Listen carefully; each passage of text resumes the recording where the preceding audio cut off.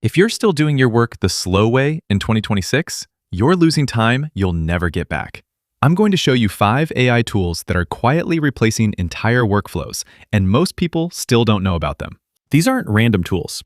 Each one solves a specific problem people deal with every single day: writing, design, research, organizing, and automation. Let's get into it. Number 1, Claude.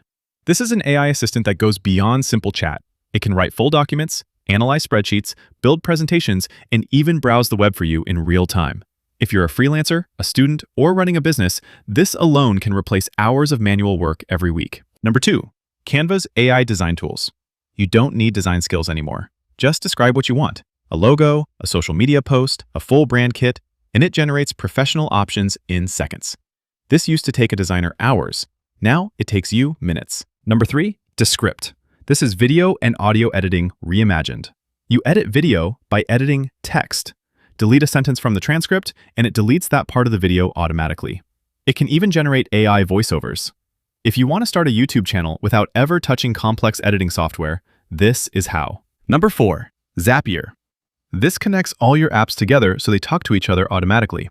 New email comes in, it can add it to a spreadsheet, send you a Slack message, and update your calendar, all without you lifting a finger. This is how you build systems instead of doing repetitive tasks manually. Number 5, Notion AI. It turns your notes, tasks, and projects into one organized system, and the AI inside can summarize meetings, draft project plans, and answer questions about your own documents instantly. That's 5 tools that can genuinely save you hours every week, and most of them have free plans, so there's no excuse not to try them. If this was useful, subscribe. I'm covering one new AI tool breakdown every week. Which one are you trying first? Let me know in the comments.